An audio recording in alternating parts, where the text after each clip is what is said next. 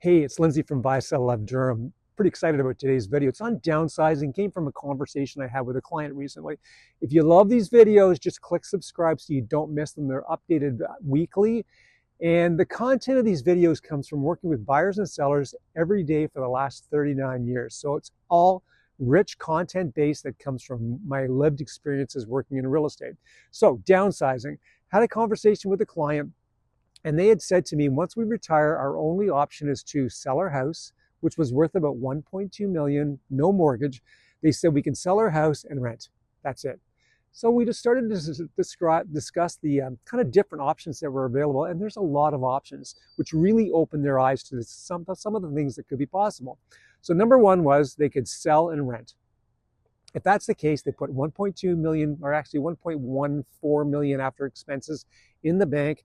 At 4%, it's going to bring in around $46,000 a year, which would pay their rent and a few other expenses.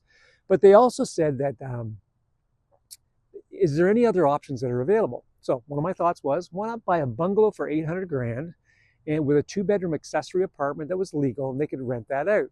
That's going to rent out for about $1,800 a month. So if they took the extra $300,000 over and above what they didn't spend for this house, invested that again at 4%, they're going to end up with about $33,000 a year in income.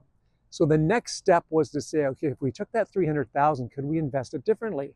Their passion was travel. So we looked at the villages in Florida and we said, could they buy a property down in Florida? So they ended up looking, and they could purchase a property in Florida for $225,000 US, about 300,000 Canadian.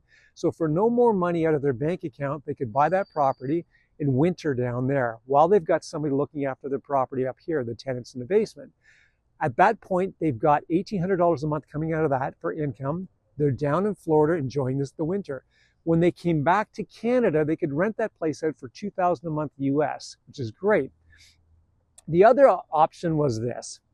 What if they took the money, invested some of it, rented an apartment, and then bought what we call a pied-à-terre, which is a condo that they would use on a kind of a somewhat regular basis.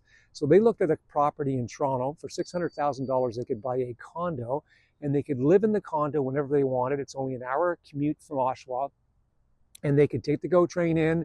They could go to shows, concerts. They could have dinners, and they could just have a nice little place in the city to be able to go to. So there's so many different options. If you're curious about downsizing and you don't want to just buy and rent, give me a shout, send a comment through the comment section on YouTube, or catch me on one of my social media platforms, or just give me a call.